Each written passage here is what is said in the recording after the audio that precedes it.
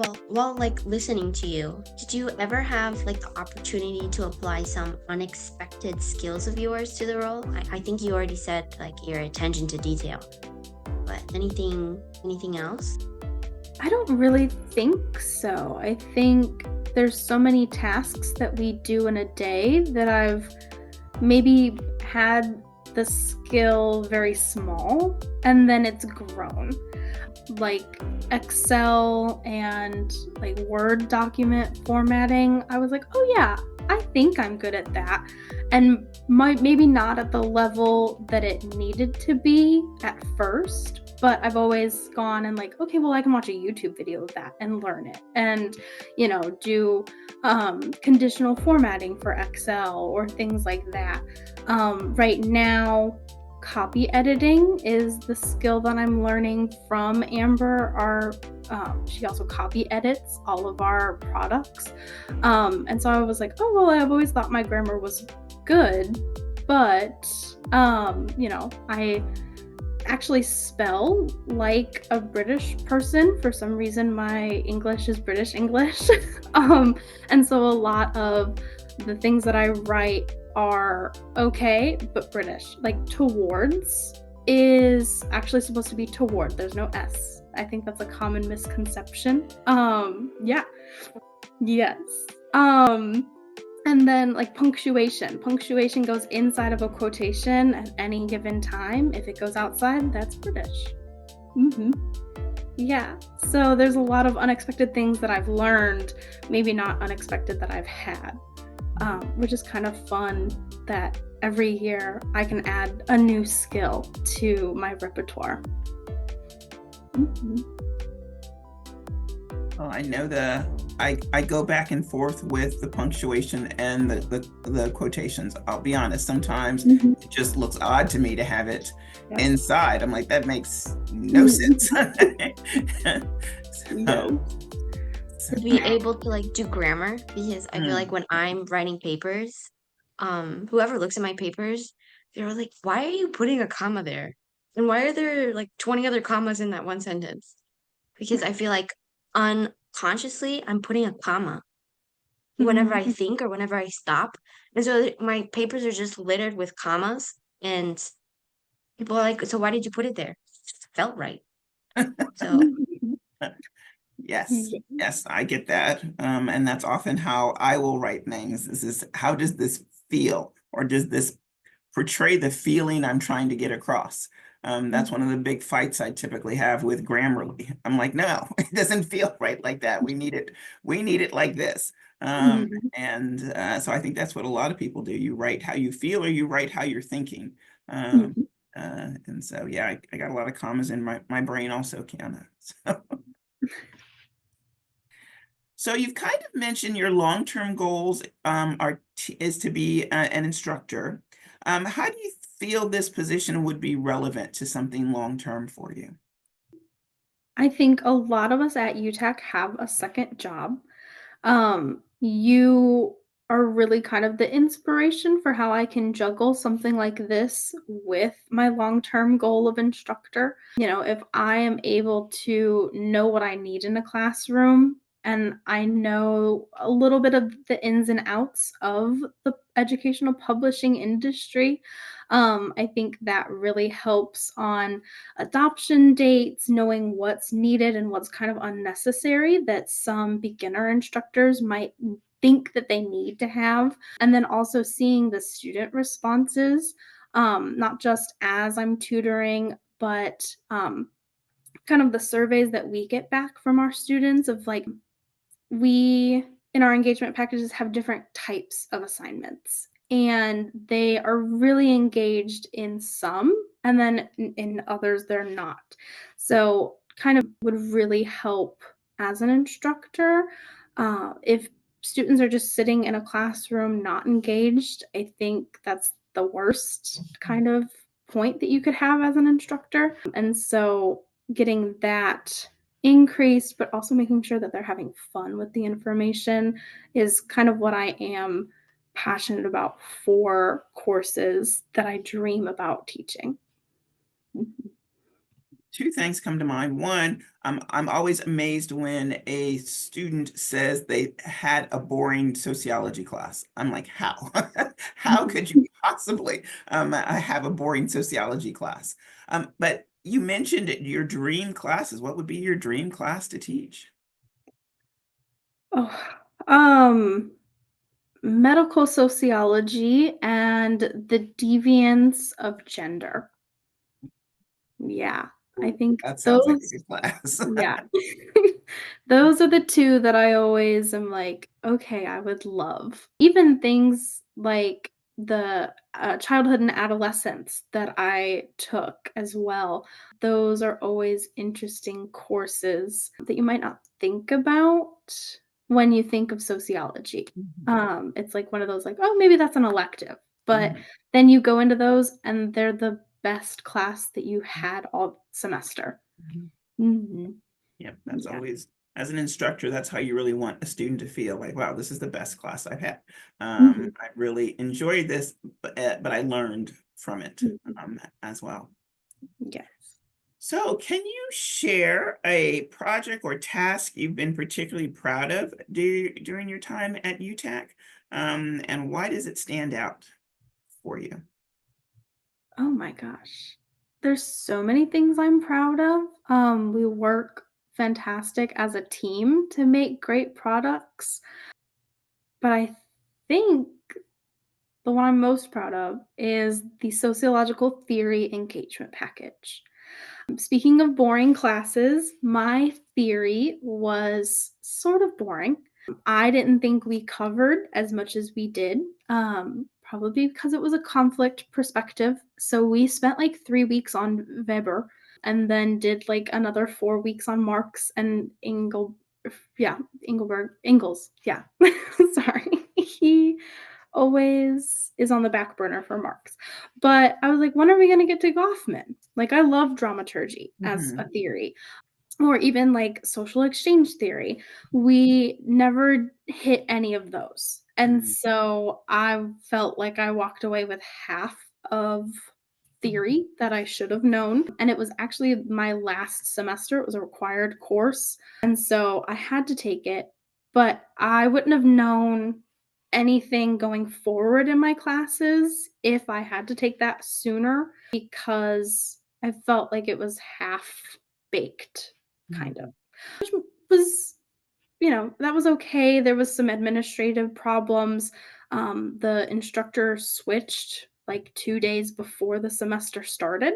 So I was like, "Oh, okay, you didn't get enough time to prepare, for your course," which is a big thing for some colleges. You don't know what you're teaching until, really close to the date that it starts.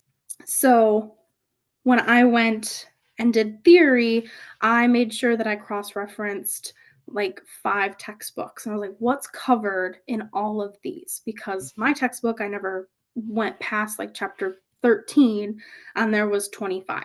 Yeah. So I was like, okay, we have to make sure that we hit everything, but also in a condensed enough form that students understand. I think a lot of people go into theory saying, "Oh, it's required, it's gonna be boring, it's just, perspectives and theoretical takes," but it can be fun and it can be knowledgeable, and it is really the foundation for the rest of your major or, career if you decide to go a more academic route with sociology.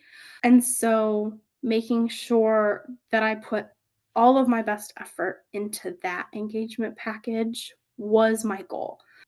At the same time, we were doing other projects, and I'll admit I let some of them fall to the side because I was like, "Oh, okay, well, like a blog's copy editing isn't as important as an engagement package." So even the kind of the rollout and the publishing of that engagement package, I was meeting with instructors to market it with our marketing team because I wanted to make sure that they knew what was in the content and how they could have best apply for engagement in their classrooms. So I feel like that is like my baby. Yeah.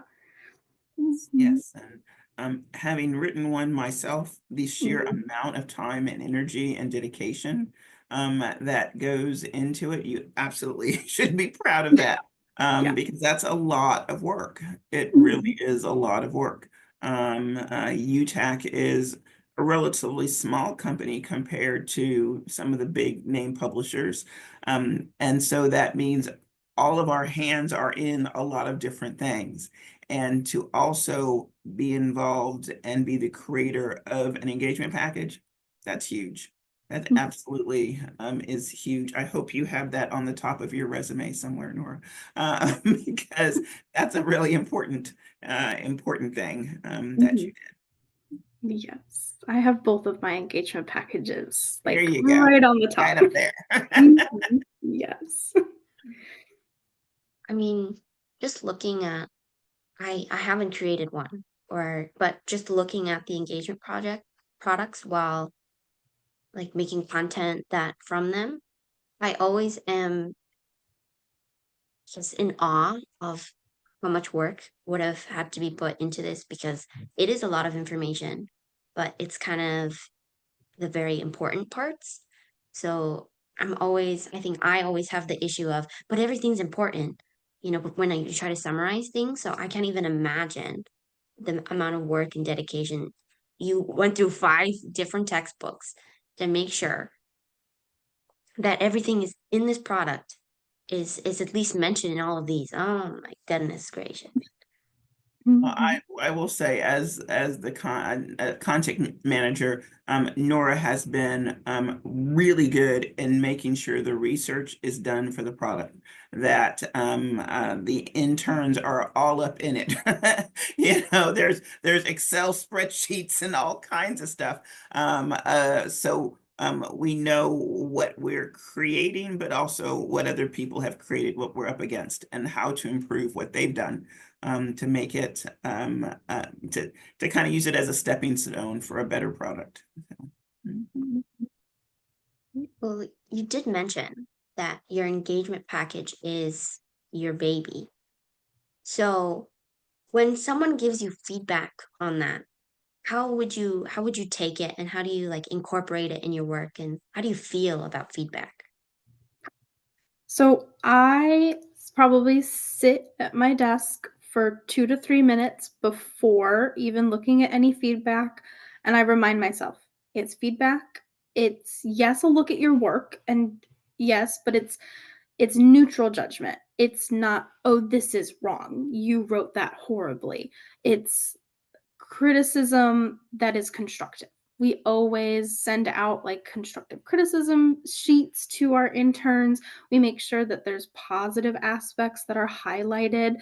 I think looking through a few at a time is probably key.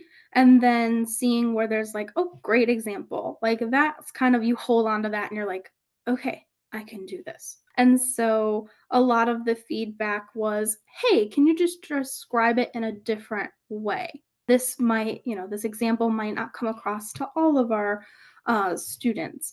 Or, oh, this might be a too big of a word for the class demographic.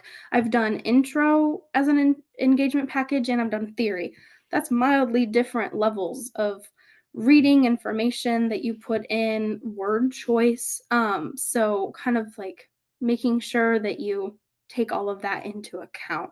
I do that when I'm writing, but then I also do that when I'm looking through feedback. And so really I don't have a problem with feedback. I think it just has the goal to make the product better. And because so many people are looking at it at the same time, sometimes it could be overwhelming. But it's just because we want everyone to see it and make sure that we catch every possible mistake or, unclarity that there is in the product. I think one of the things with feedback is you have to look at it, at least from my perspective, as more of a conversation that you're having with someone. I mean, would you say what you're saying to that person if they were directly in front of you? You wouldn't just say, change it, you're wrong. you would say, hey, have you thought about doing it this way? Or maybe we could tweak this a little. So it's more of a conversation. I think that kind of cushions the blow that feedback can have. I mean, as an instructor, I know your feedback can really tear a student down. You don't want to tear anybody down. You just want to offer them a different way of looking at something.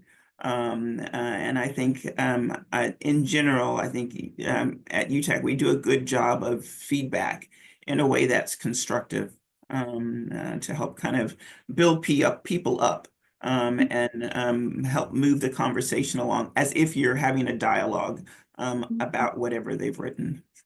Yeah. And we do have an open conversation, not just through comments, but we meet in our meetings and we go over things, face to face. Or at the end of each product, we're like, okay, well, how was that process? What was the process like for each person? What can be done better and what went well? That way, we're constantly building on communication skills, feedback processes, just revision schedules overall. So having everyone on the same page before and after a project is also a very, I think, key part of our leadership and camaraderie among the employees. Mhm. What do So, you think? Nora, you've mentioned the engagement packages you've written and how you've really developed from intern to content manager, and we know you manage other interns. How do you handle it all? Um, so I live by my planner. My planner is color coded. It has everything down. Like at the beginning of the week on Sunday nights, I go through and I write out the big things for each day. I was just talking with my friend last night and I was like, "Oh yeah, I have this scheduled for March and this scheduled for June." And she was like, "How do you plan your whole year?" And I was like, "That's just kind of the person I am." So, telling her my schedule, she was like, "I'm already overwhelmed." And that was only like 7 things, but you knew what was happening on the 28th of December. And I was like, yes, that is how I live my life. So, I always say that time management is probably my greatest skill. Setting aside time for each task that I have written on my planner or on like a post-it note for the day is what I do. And if I don't get anything done, I don't make it a big deal. I just shift it to the next day. So I make sure that we do have good communication with interns. Feedback schedules are like listed out and very clear on how we run our schedules. And if there's a change that needs to be made, we discuss that, and that's okay. But yeah, I have about 3 hours a day dedicated to UTAC. And that's just solely for, okay, we're not doing anything else but UTAC. A lot of writing happens, and you have to be in the mindset, in the headspace to write. I think the blogs have been challenging recently because everyone's life has been chaotic and hectic at the end of the year. And so we had themes for the weeks of the year, and a lot of the themes were happy. And I was like, I am not in the mood to write something happy. Like, it just won't come out. So, understanding that as well of like, okay, I have to create a space. So I always clean off my desk. I always have a cup of tea that makes me, feel better about working. Things like that are really how I manage myself, but also other people because I don't like to feel overbearing in my management. So, yeah, I don't know if that really answered the question. Yeah, no, absolutely, it absolutely did. It's Yeah. always interesting to hear people's process for getting work done. I'm really thrilled what you said about the happy blogs because I was struggling to come up with happy theme. And I'm like, I've got a lot going on right now. I'm not in a depressed state, but I'm not happy at the moment. Mhm. And some of the topics, particularly some of the more challenging sociological topics, it's hard to put a happy spin on them. So honoring the space that you're at, and not forcing yourself. It's much easier to write when you're in the flow of a topic you like versus having to write something because you've been assigned a particular topic that just isn't where you are in your headspace. That can be a challenge. So thank you. Yeah. When you said that you have your year planned out until March, Oh, your until December. you for this year? Yes. Oh, wait, Yes. already? Yes. I felt overwhelmed and untethered because I didn't get my yearly planner until January 4th. I usually get it as like a Christmas gift, either from my mom or from myself. It's kind of tradition to get a planner and then new stationery like pens and things like that. Um, so yeah, I Oh, am scheduled out until December. Oh my Mhm. I bought a gosh. planner for 2024 last year and I still don't have anything in it. It's a Well, you can 2024, actually 2025. use that for 2025, Okay. starting in March because of the leap year. So Okay. March dates are the same, and then the rest of the year are the same. Wow. Okay. Mhm. Well, we'll be Mhm. contacting you for more information. Oh, yeah, I always think like, "Oh, maybe I should also, as a side gig, just organize people's lives." Yeah, Yeah, I yep. think so. What Mhm. like is it too personal to ask what's in your planner for like month of No. August? What do you have? In the month of August, I have when school returns. I also have kind of tentative supervision schedules for our interns. We're doing like a year-long internship with no breaks in between in the summer. So I have those written down. Like I said, I'm doing the snowflakes. So I have each of those written out. I write for fun also. And I have like stories planned out for that I've been working on, but I've never had like a set publishing date for them.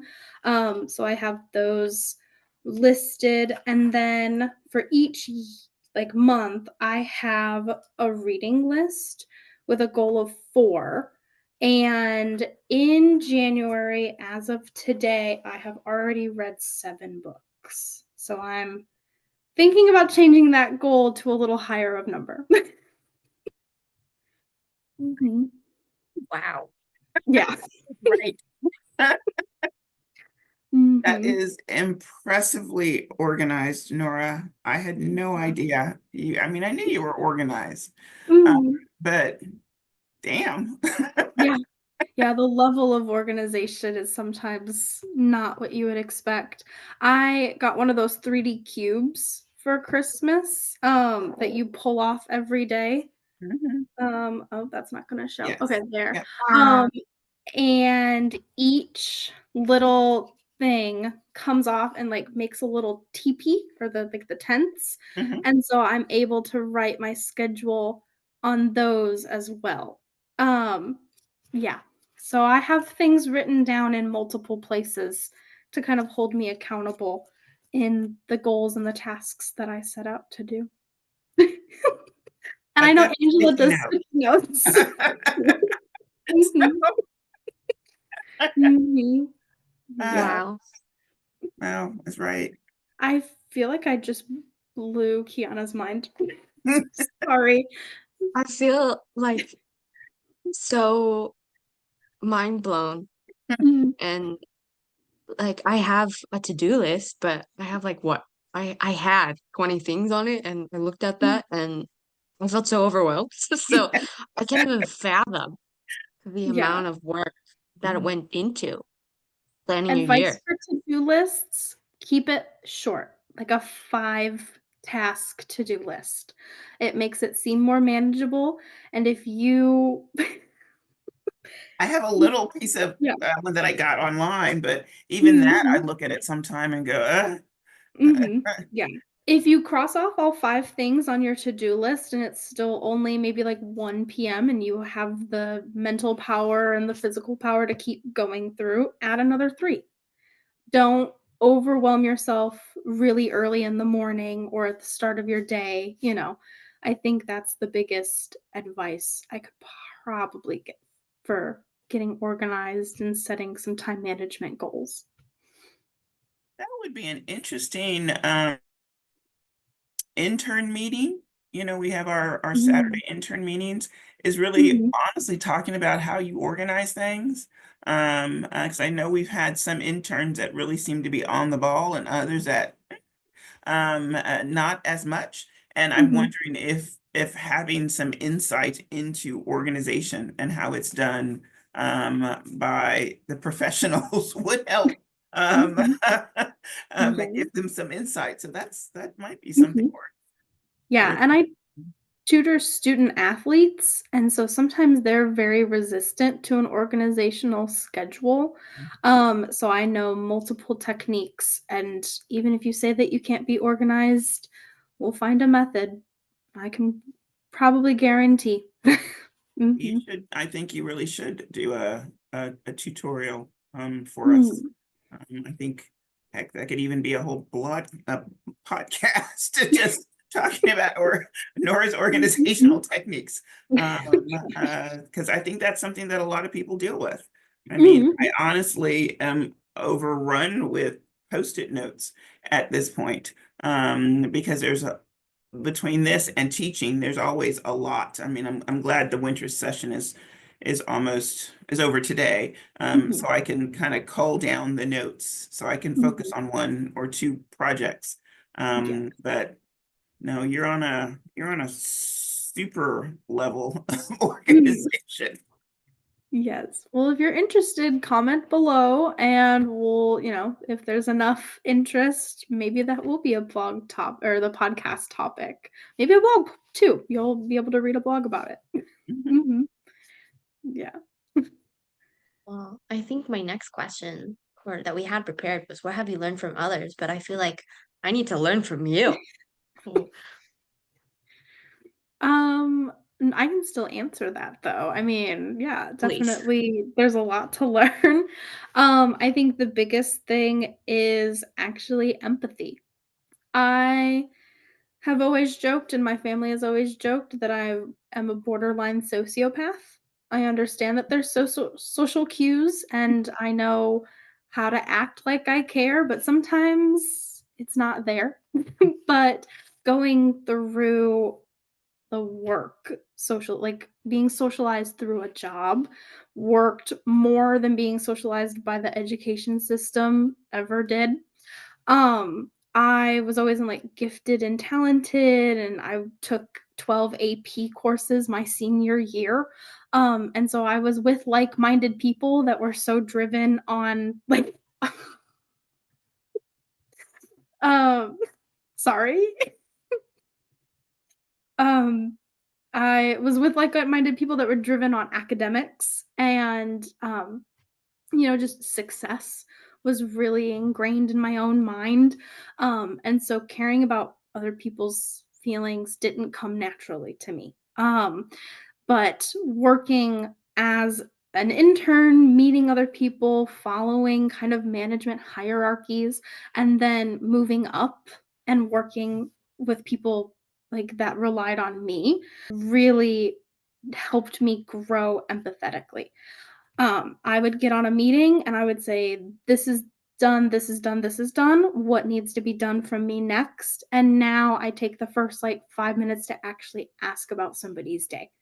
I know that's a big thing to admit, and it might make me sound like a horrible person, but corporate America kind of instills those values on people that, you have to get in and get out. But the connections that you make with interns, managers, co-owners, being in a small business really mean a lot.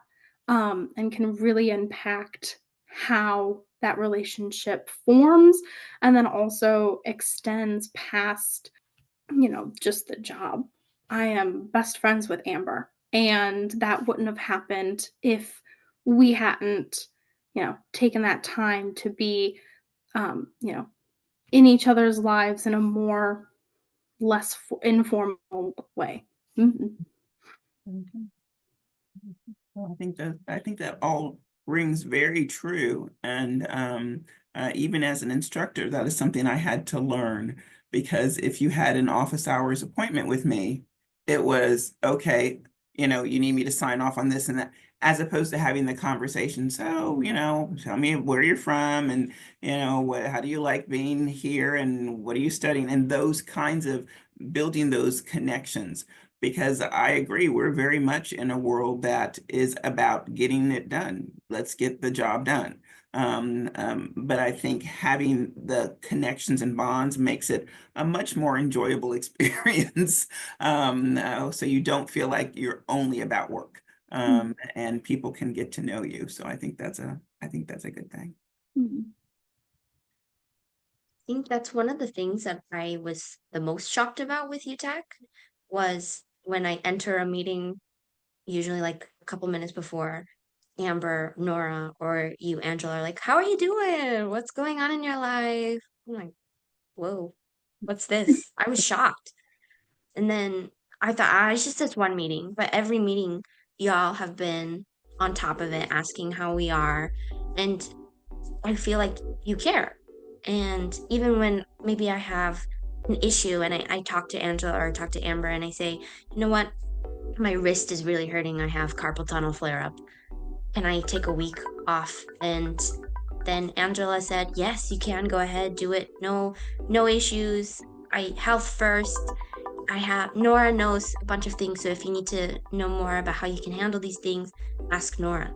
And just like that attention to detail, that attention to life, that like, okay, I know you have a problem and that's okay that you have this problem. So go ahead and take all the time you need. It just like, oh, I feel UTAC has raised my standards to a company, maybe unhealthily, but I guess that is what we should be doing. That is what we should pay attention to other people's lives, because people are important, and if you're not a team, then you're really not working well. Work should help enhance your life, and not make your life harder. If it's making your life harder, then there's a problem. It really should enhance your experience on this planet.